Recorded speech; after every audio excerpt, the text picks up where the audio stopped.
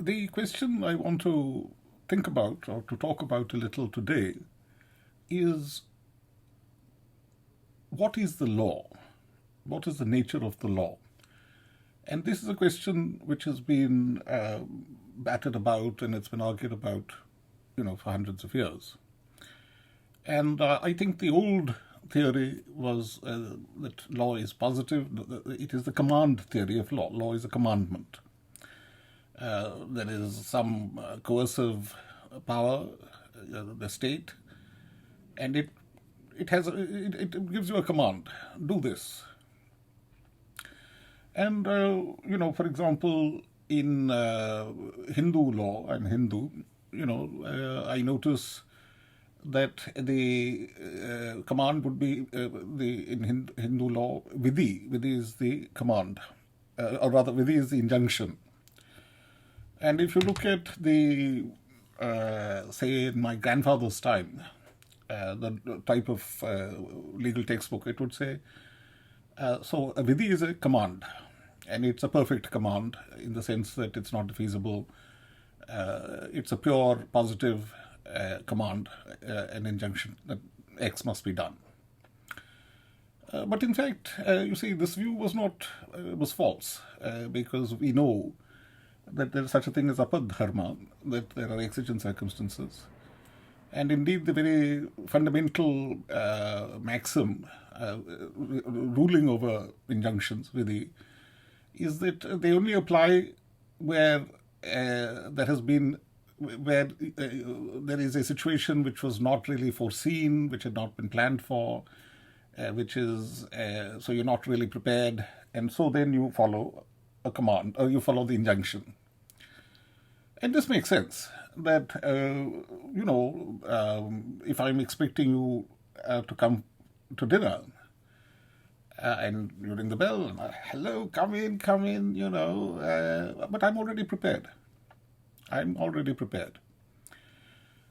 Whereas suddenly, if you ring the bell, well, there is an injunction, be hospitable, don't tell the guy to to clear off.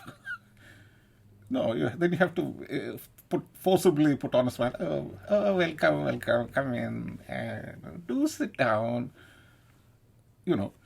But so really, the law as command applies to situations where there is some epimethean, there is some lack of foresight. There is where you haven't really foreseen the situation. And of course, if the state is under attack, or the state has decided that we must kill all the people of this party, then that's a command, and that's it's force majeure. You have to yield to it, or get killed. But you see, the essence of the law isn't really about commands, and in any case, you can have commands without any law. Stalin or Hitler or whatever, they can do what they like. Gangsters can do what they like. It's not the law. It's just do this or we'll kill you. So it's not really law. It's just a threat. That's all it is. So the command theory, or the notion of positive law, it fails really. And of course, in England, you had Professor Hart, H.L.A. Hart. So defeasibility, the notion is that defeasibility is the essence of the law. And in fact, if we look at Hindu dharma, we see that really it's not that the vidhi is really a niyam. It's defeasible. And it's useful. The vidhi is useful. The injunction is useful. Because it can be very specific and give you highly specified circumstances under which this can be done, and then it's good enough. Then you've discharged the duty. So it's really more about a situation where you need some confidence that you have discharged an obligation adequately. And and you can say, I've ticked the boxes. But, defeasibility remains the essence of the law, and indeed in Hinduism,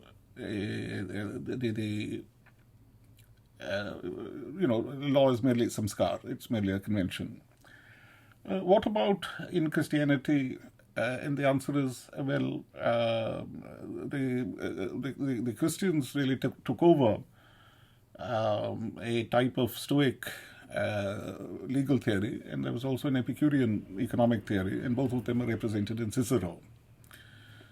And but the other wonderful thing about Cicero is that he's this great orator, and he's a politician. So, if you want to know about oratory, if you want to know about intrigue and politics, and particularly, where you have what's called a cursus honorum.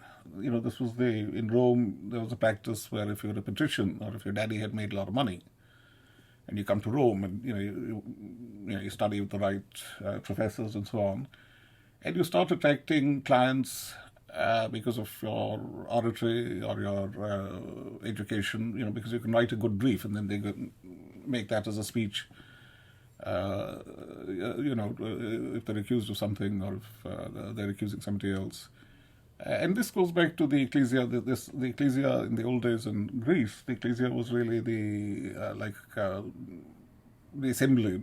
It was like a grand jury. It was a place where the free citizens, they assembled, and they'd hear a charge of criminal charges against you say, oh, that guy is guilty of impious behavior, and and then he has his defense. You prosecute, and all these guys who've assembled, they take a vote. So it's like a big jury, a grand jury. And that word ecclesia, of course, then later becomes associated with the church. Now, you see, as I say, the patrician, the well-to-do young chap, he learns a little bit of philosophy and a little bit of rhetoric, a bit of the law and the procedures. And there's a cursus honorum in that he holds different offices. And in some of those offices, of course, he can make a lot of money. If you're put in charge of invading that country and you succeed, you got your hands on a lot of loot. So that's what it was all about. And of course, in the 18th and the 19th century in Europe, something similar is happening. Edmund Burke was a wonderful speaker and writer, and William Burke, who actually apparently wasn't his cousin, but they were together, they were associates, or Philip Francis, another Irishman. And so all these guys, they're concerned with making money through their talents.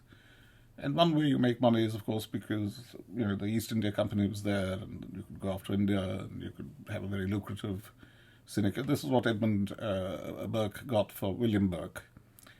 £2,000 for doing sweet FA. But, of course, 2,000 wasn't very much. What these guys wanted to do was to get hella rich. And that's why, they're impeaching Warren Hastings. Hastings was a good guy. But they impeach him. And anyway, people wised up that impeachment is a bad thing. It's stupid. So England stopped impeaching people 200 years ago.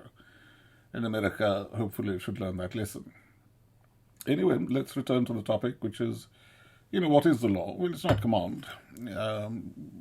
What it really is that it makes sense when two people have a contract. And it's, in essence, it's an incomplete contract. In other words, the terms of it have to change, as under exigent circumstances, or as things change.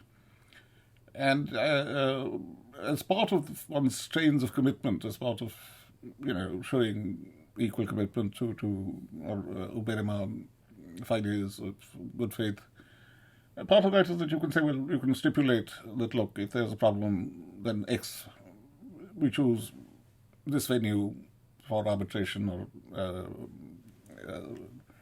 enforcement, right? So that's something that can be done. And of course, a stationary bandit, that is a state, it can say, well, we alone can adjudicate all the contracts in our jurisdiction. but whether they really can do that or not, it's really about enforcement. And there's a cost to enforcement. So there's a trade-off between killing the golden goose and letting things slide and making a bit of money. Now, what I'm really saying is that the law is a service industry. There's a demand for good arbitrators and for good, for a guy whom you and I can both accept as breaking the tie. I say X, you say Y, but we really need to break the tie and to go forward. And I'm using the word tie quite deliberately because, you see, if you have a contract or if you have a relationship with somebody, and presumably it's mutually beneficial, to keep things going, we can have a dispute, but I have a good reason, you have a good reason, but they kind of cancel each other out. So somebody has to break the tie. And here, I mentioned H.L.A. Hart. I believe he was actually, as many of the great Jewish lawyers and professors and mathematicians, I believe he was actually descended from the famous Katzenellenbogen rabbi. So this is one of the great, the Lurie family. It has produced so many absolutely brilliant people. But what were these guys, how did they keep their wits so sharp? And the answer is, it was a law. It was a law relating to the Hebrew, the Jewish religion. And so now Christianity is a bit different because Christians actually ruled over lots of territory. Hindus, they ruled. Chinese, they ruled. Everybody else, Muslims, they ruled. Big time, Jews, suddenly 2,000 years ago, they're not ruling shit. So there was a danger that the religion could sort of become anything goes, or just be essentially spiritual and so on. Now the Jews did two things. One is that they made the decision that any orphan child or child whose parents can't educate him, he's entitled to free education. So the entire religion is now, it's about education. There's a bottom line to do with education. Of course, if you have parents and they're well off, they can say, no way you bloody educate my kid. I want him to be a good butcher, not to be a bloody rabbi. And this is actually something that your parents do for you. Your parents protect you from education. Because education is, it's fucking shit. Most of the time through human history, education has been rubbish. It still is. Higher education is worthless shit in non-STEM subjects. But even in STEM subjects, most of it is pseudoscience. The fact of the matter is that for working class, actually for most boys, if you can get to leave school at 15, well, you have a bit of instruction. And if you can put off having babies till you're 30, between 15 and 30, you're likely to have made good money and you can do well. So starting work early and not having babies too quickly, for boys, is the secret for going up in the world. And so education is actually a bad thing, and the law is a bad thing. It's a service industry, but service industries like religion and the law and so on, and pedagogy. Teachers are keeping saying, if you attend my class, you'll be so much smarter. It's shit. You're teaching nonsense. And the law, lawyers, we'll fight this case for you, and fuck off. Yeah, sure. Okay, actually, I don't know, agronomy or something, how to grow more potatoes. Yeah, but you learn that on your own. You don't have to go to school for that. You'll actually pay money, go off, study it for a few months, and come back and then do it. So pedagogy, idea, the law, endless ranting about religion, all these things are really, they represent a waste of resources, as does the interestment of politicians who sort of come along and they say, oh, we must make our nation glorious. No, we needn't do that. It's silly. If we're attacked, yes, but then we get behind the guy who's good at killing the invader. So there's a lot of bullshit, and law is part of that bullshit. But as a service industry, what really happens during the course of the 19th century is that you have massive legal reform in this country, here in Britain.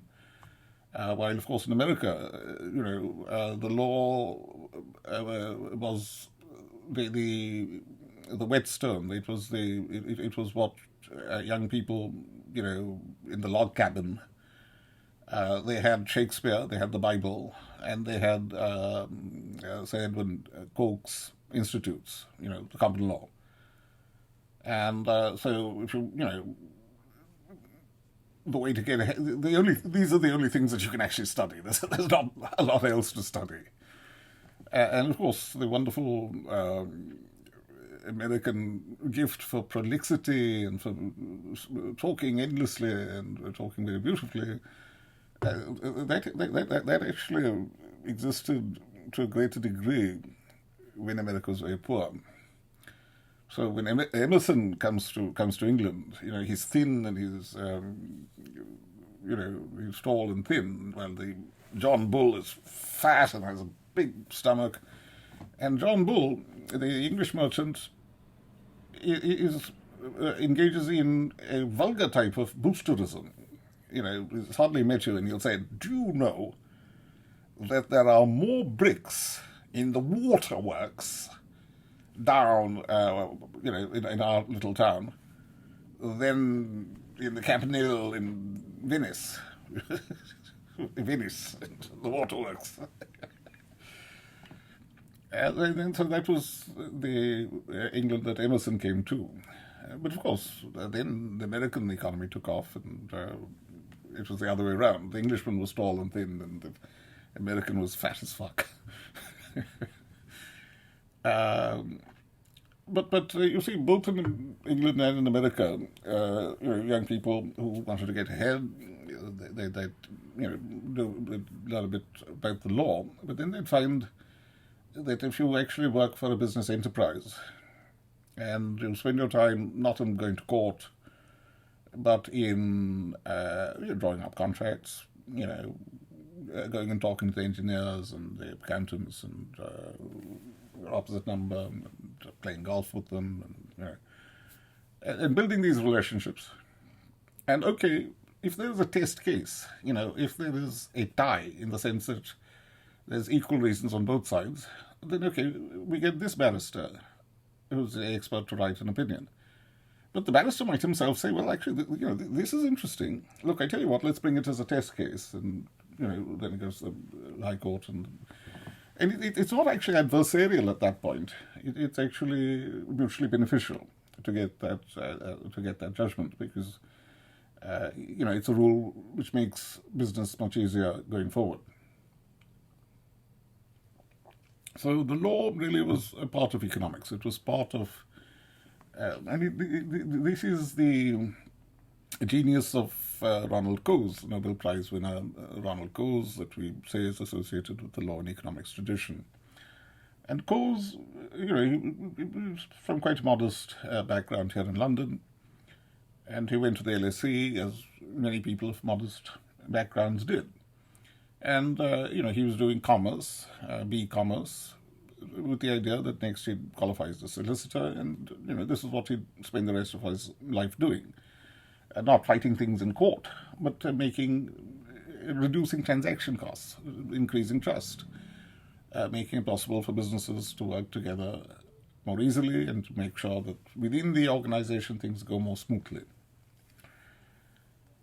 So now I'm going to return to Hart, H.L.A. Hart, and the other Jewish people who had come, fleeing the Tsarist pogroms, and later on it was Hitler and it was this and that. So these are wonderful people. These are great people. And they have a separate tradition, you see. And that tradition is extremely important to understand modern mathematical economics, because the founders of mathematical economics are Jewish to a very great extent. Not entirely, but and now I want to point to one extraordinary aspect of the Jewish tradition, which is that whereas the command theory for Christianity, for Hinduism, for everybody else, it really comes down to the monarch. Or we say in Britain, we say the crown and parliament.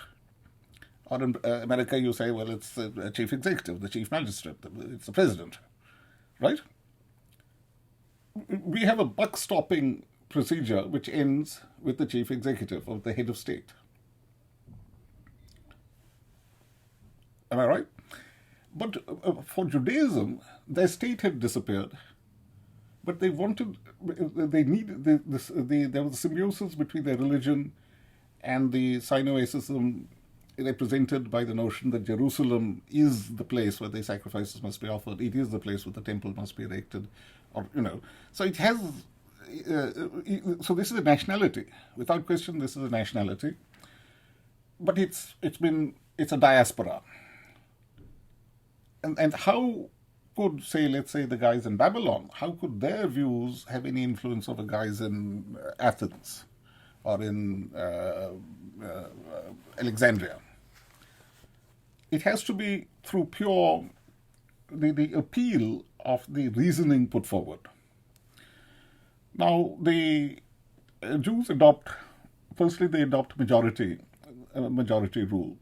Now, you can say, yes, surely in the common law you have a majority rule. This is not a novel idea.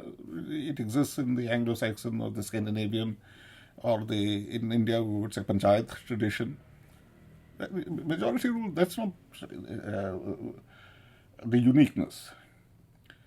What is unique is that the majority rule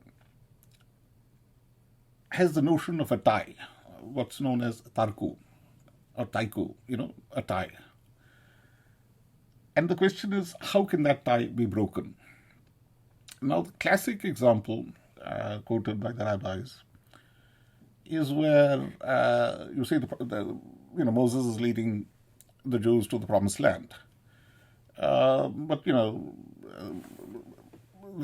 at one particular point, they're in a nice neighborhood, and they're really pretty girls, and the senior, like a prince among the, a person of high lineage among the Jews, he's got a girlfriend from the local people, and he's kind of going, let's just settle down here. Now, the problem was that Moses' own wife may not have been really fully Jewish, because he's kind of going, no, we're Jews, you can't marry, we've all got to go over here, because if some of us stay behind, there won't be enough of us to establish our presence when we get there, as is God's plan. Because this is all about God's plan. It's nothing to do with, so this is really a story about God. It's not a story about anything else. But it teaches us something about how to break a tie. That you have a good reason, or you both have equal standing, because Moses is kind of going, no, we got to go. And Zimri is kind of going, yeah, listen, mate, your wife ain't Jewish. What's the difference between Cosby and your wife and Miriam? So so at that point, there's a guy called Pinchas who comes along and he stabs both, and he sticks a spear through Zimri and Cosby. So God breaks the tie through Pinchas, and it is said that his soul fled him in fright at what he'd done. So, so there's also a notion of incarnation, that either the two sons of Aaron, who had been struck down by the Lord because of an improperly performed sacrifice. So either those two souls come into Pinchas, which is why Pinchas's sons become Kohen. They're taken as Kohen, as Cohens. So that's one theory, but there's also another idea that it was the Elijah the prophet, who actually comes later on, but that his soul pre-existed. So they say Pinchas is Elijah, and so who breaks the tie, the Tarku? Well, we can understand that it is some exigent circumstance or something like that, but. This does not mean that Jewish law is not absolutely protocol bound. It is protocol bound. Is it fully buck-stopped? Well, largely you could say, in practice, sometimes. Well, you could say, it may be. It's defeasible. Is it buck-stopped? Not sure. But there again, they have a sort of a very interesting notion that you would have a pair, two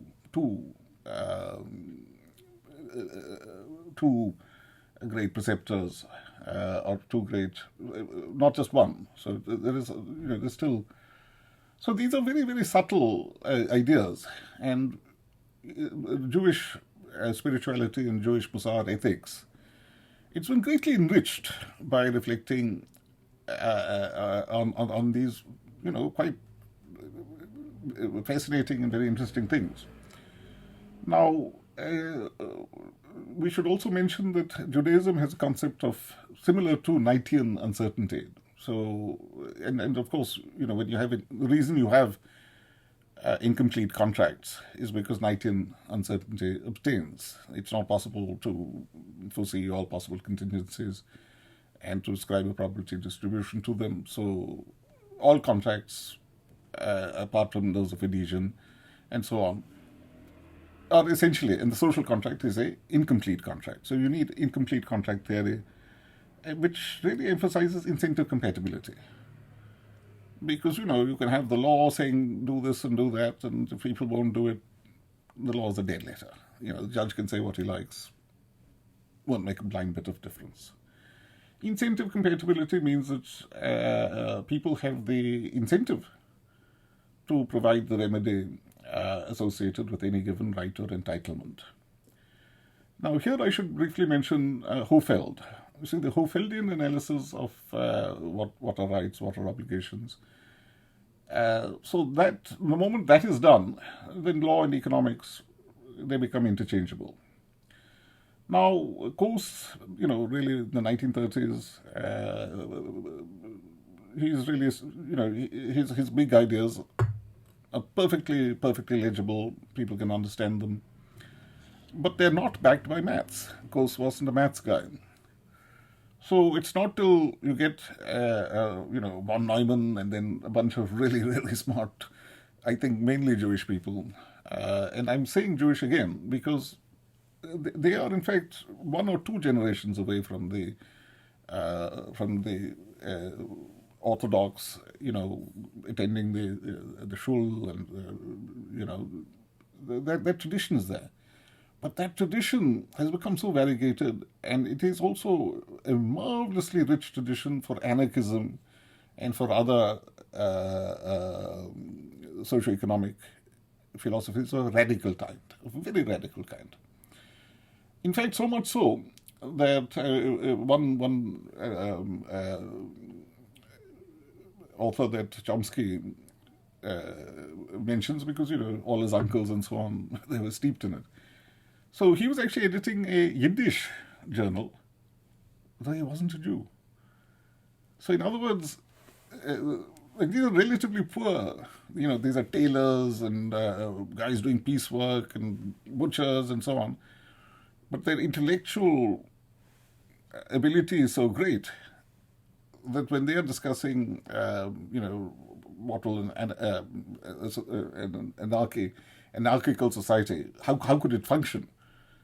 Their work is so good, or what they're thinking about, what they're writing is so good, that the best journal in the world is actually written in Yiddish.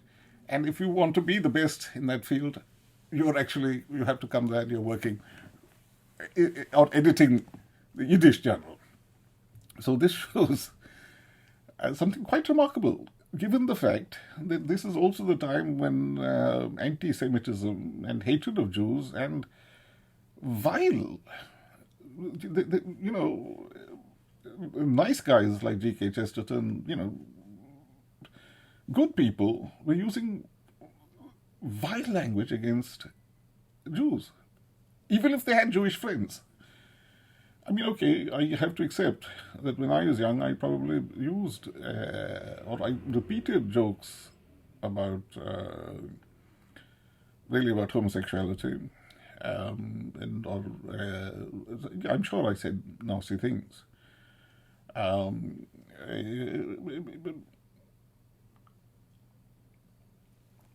But I don't think anybody does that now, simply because you just Google it. Is homosexuality unnatural? No. It's about the genes. It's about this.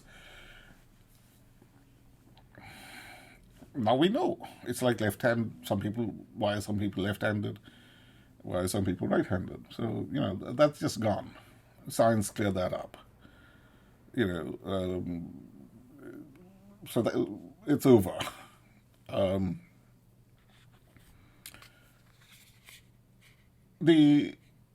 Going back to the notion of tarku, that this issue cannot be resolved till Elijah rises up and speaks, because Elijah will come at the end of days to reconcile the hearts of the fathers to the hearts of the sons. And that's how the Old Testament ends. Mums are not mentioned because sons love their mummies, and mummies love their sons. Yes. But daddies and sons are mentioned. Anyway.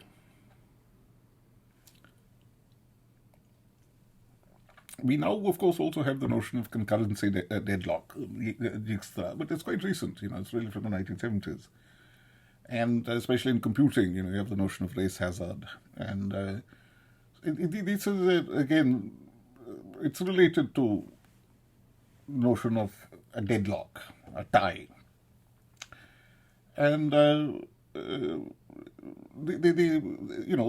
big problem that faces any ideological or programmatic approach to the law, whether it's a very right-wing, free markets are best, this type of an ideology.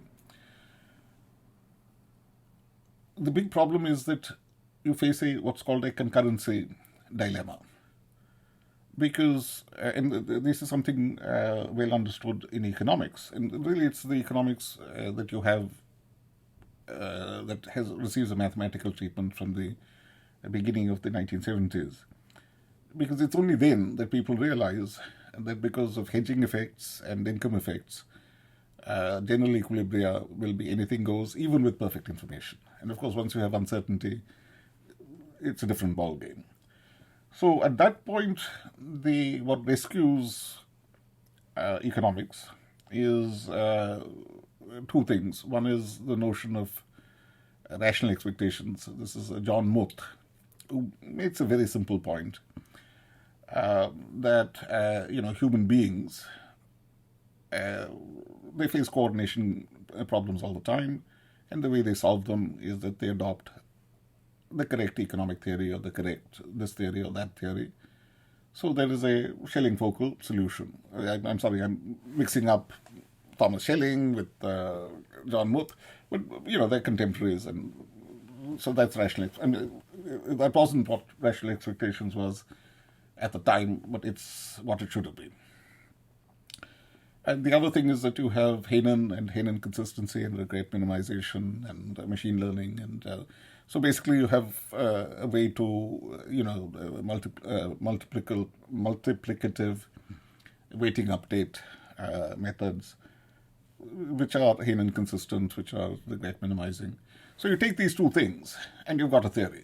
And that theory was available from when I went to the LSE, which was in 79.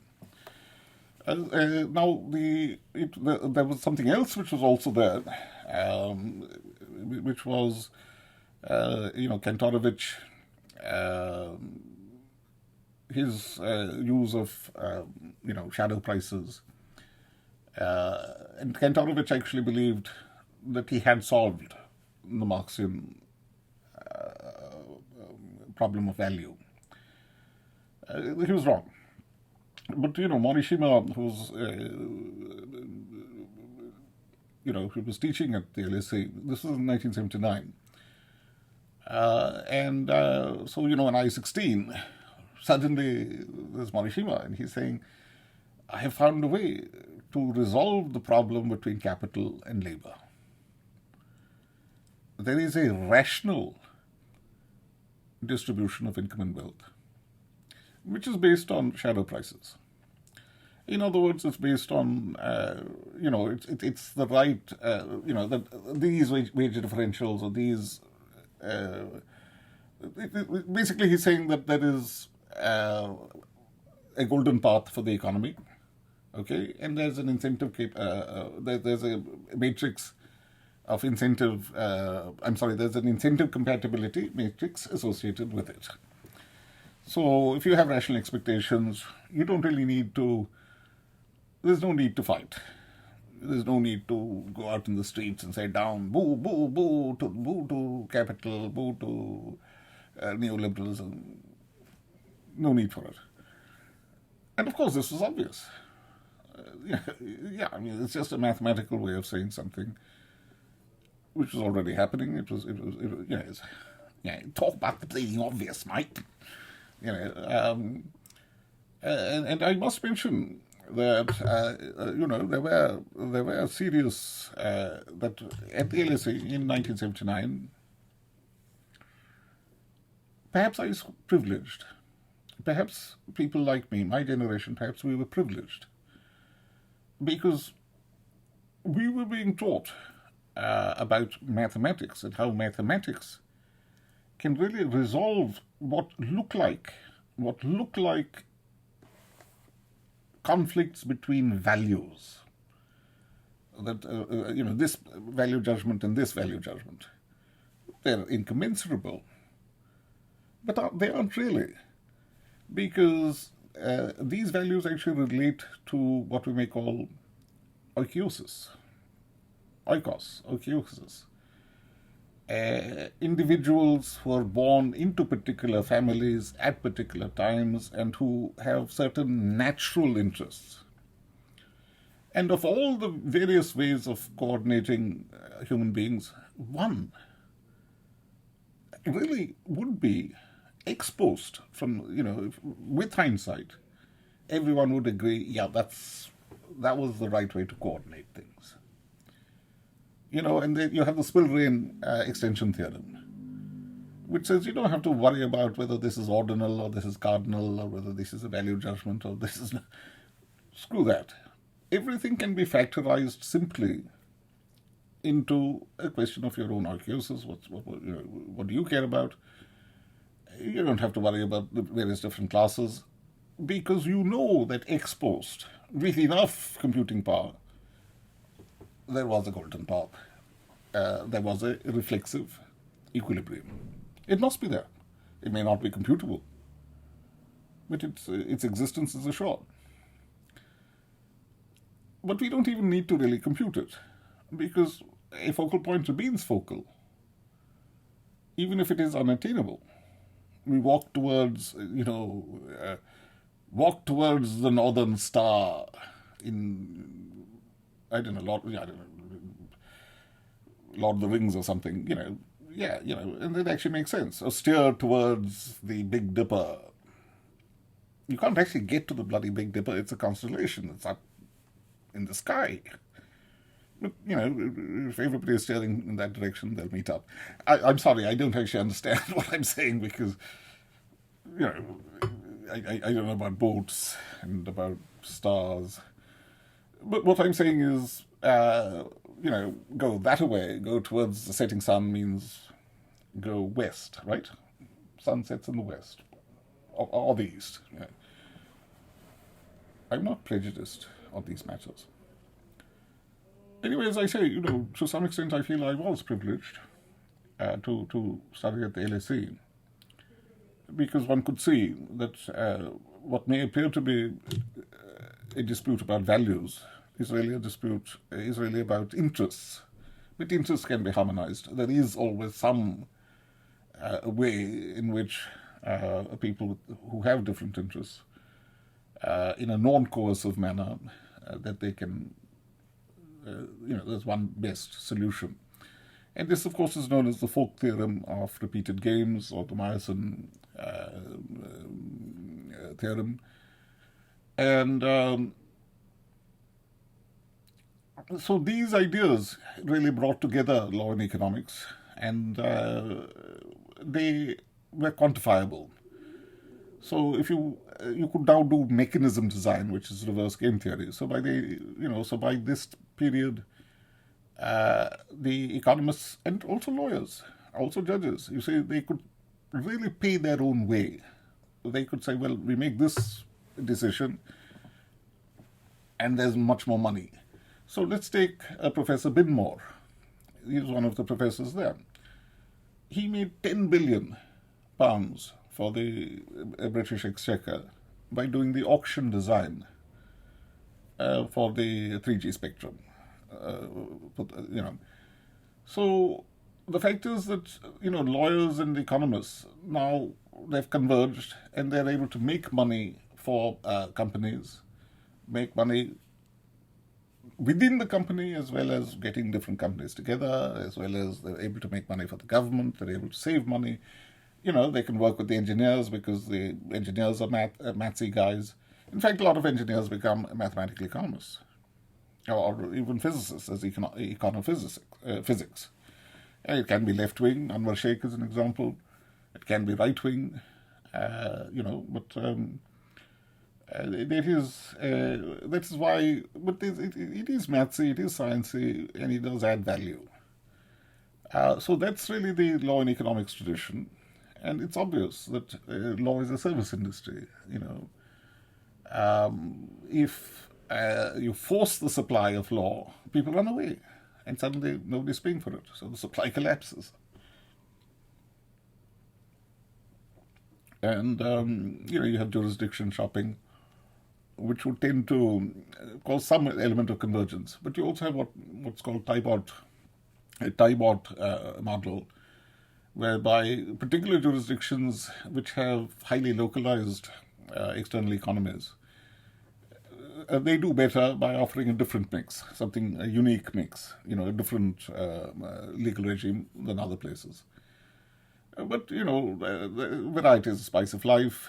There'll always be a Monte Carlo, there'll always be a Las Vegas. There'll always be exceptional places. Now, the left could have really listened to Kantorowicz, Morishima, but then, you have the really brilliant Vesela Chichilinsky, Jewish, Argentinian, and, she's really thinking, because she's Argentinian, she was thinking deeply about the North-South problem. She's absolutely bloody brilliant, and Heard, Chichilinsky and Heard. She's gorgeous, she's beautiful. But precisely because she was gorgeous and beautiful. But she was mathsy, very mathsy, but she can actually explain the maths quite easily. And she was way smarter than everybody else. But she did not have a penis. Also, she actually looked like a woman. Like a woman should. So she was just, she didn't get the Nobel Prize. In fact, and the other thing is, of course, she sued Colombia for gender discrimination or whatever. Naughty girl. Shut up. Anyway, this is the sad thing, that you had great leftist mathematicians and econophysicists and so on, who could have created a left political economy, and that's what he's doing, and he is keeping things so easy. Just go to YouTube, listen, watch his simple lectures. And don't forget, the very, very smart traders, bond traders and all those big money guys, they listen to him because they want to make more money. The other thing is, there are a lot of the people who work for central banks. They're actually quite left-wing, and then, of course, they write rubbish because, they're stupid as shit. But, lawyers, actually anybody with a PhD is stupid. But, yeah. So, anyway, this is really an introductory talk, because what I will next do is stare into a particularly foolish attempt to revive vulgar Maoist critical legal theory, of a type which died ignominiously 50 years ago because it was shit. Nobody wanted it. It was fucking horrible. So in my next talk, I will dissect the problems with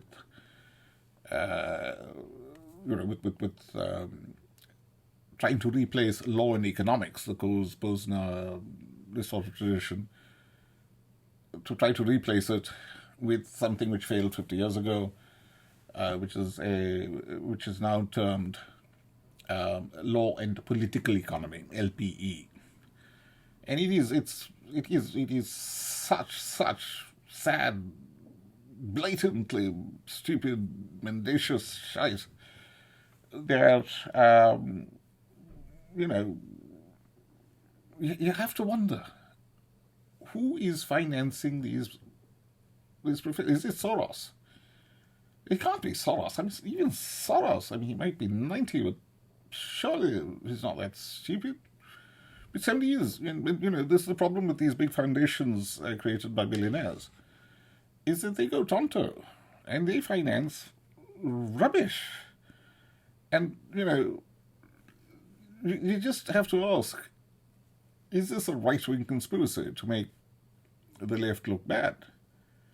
I don't think so. I think that these guys, they're just woke. They think it's cool to be woke, and telling lies is the way to show that you care more than the other guy. And of course, cretins exist. Jason Stanley, 20 years ago, people thought he might be intelligent. People thought Tim Williamson might be intelligent. Now, mad as a hatter, crazy, paranoid. But anyway, let me pull mine against these people in my next little talk.